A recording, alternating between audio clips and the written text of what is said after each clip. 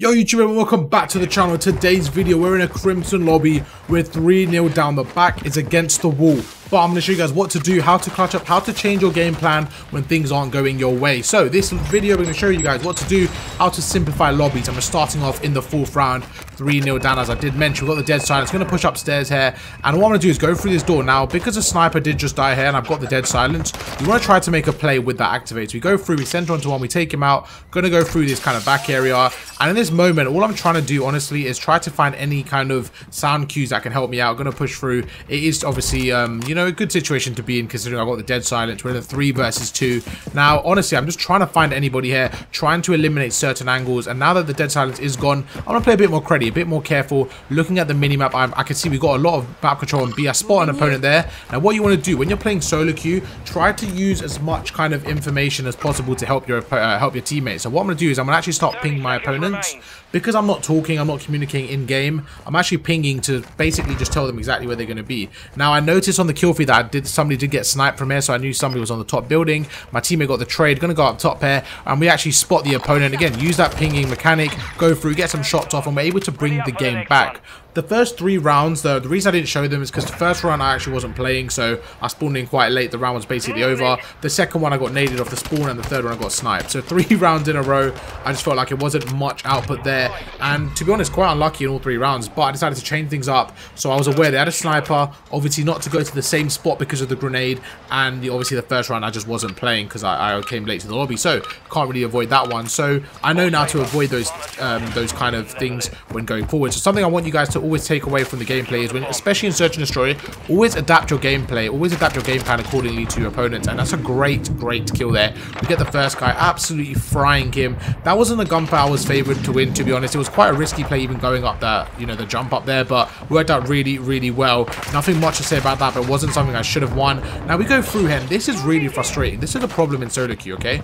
On my mini-map there, I assumed that my teammates had behind me. Now if I was my teammate there, I would have watched over myself. I'm like, cool, I'm going to watch over my teammate. He's pushed up, but nobody watched over me, so it's quite frustrating there. But what you have to do is you have to keep kind of composed. You can't, you know, lose full, and you have to remember when you're playing solo queue, right, you need to like basically rely on yourself and not rely on your teammates, especially when you can't, you know, communicate and coordinate with them. Now if you guys are playing as a team, because I know some of you guys don't play solo queue, if you're playing as a team, just literally communicate. So if you're me right there, okay, and I had a mic and I was talking to my teammate, all I would have said is, right, I'm pushing the ladder, someone watch behind me, because worst case scenario I die, they get my trade, and that's okay. I can live with that. But what I can't live with is me dying, my opponent's going through, repositioning, and we don't get the trade. That is the most frustrating thing. That's exactly what happened there, essentially leaving the round to chance. Luckily, again, we won the round, but I'm trying to get you guys more consistent, try to get you to that next level, and what that means is not relying on luck, but relying on skill and execution more than luck. So we're going to go through now 2 rounds in a row.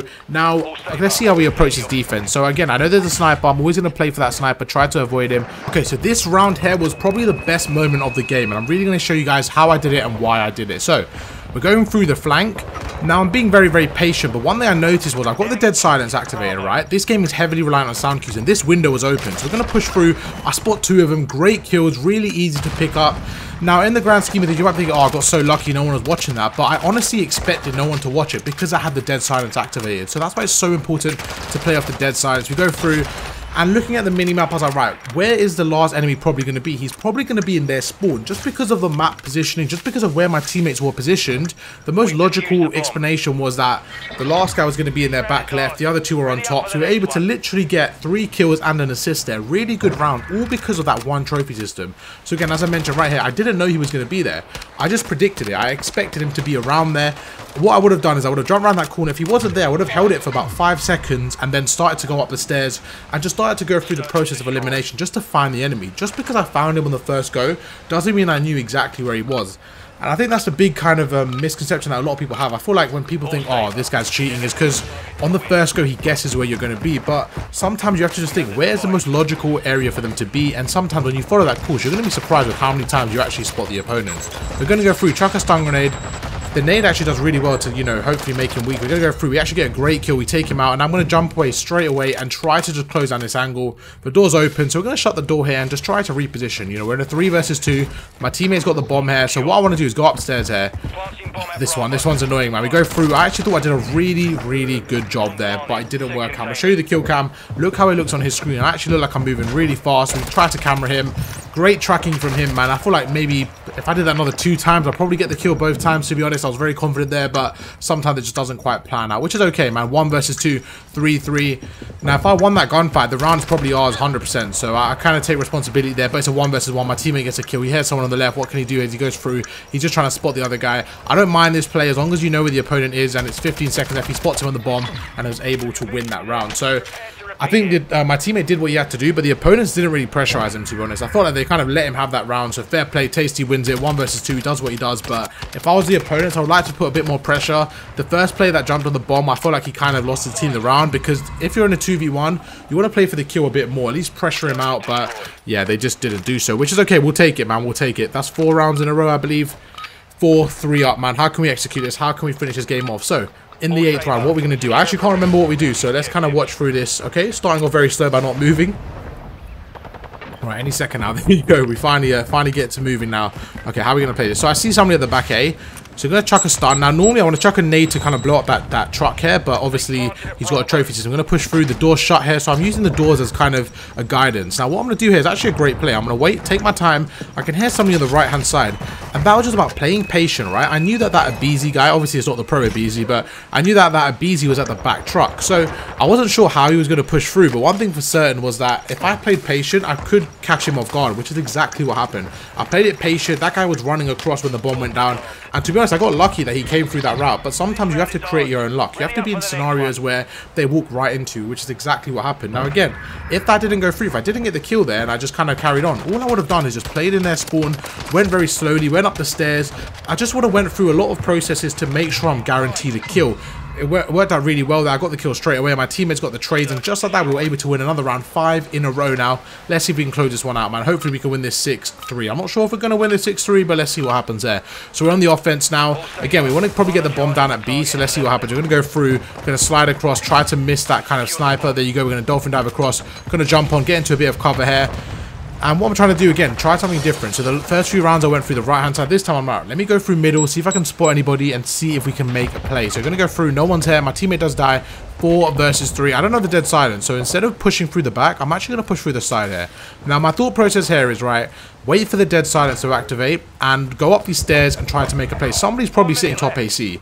And there you go. My team all dies. I'm in a not a good position. I'm in a terrible position. Going to slide across here. We spot one. We get him weak, but good shots from him. Now, just to play it out, let me tell you what I would have done if I got that kill, okay? I would have got that kill, went down the stairs, went all the way wrapped through the hard point into middle map, okay? I would have repositioned fully and played for another kill. That's literally what I would have done. I would have got that kill repositioned so that by the time they literally realized that their teammate was dead, I was nowhere to be seen, and I would have once again played for another 1v1. Look at my dead zones acting up. Looking at the sky in the round 10, man. You got to fix your controller. There you go. Okay, I'm centering back into the middle there. So that's what I would have done, and then I would have played for another kill and then taken the situation from there. Unfortunately, it didn't quite work out like that, but we're going to go through in the round 11, so round 10, see what we can do.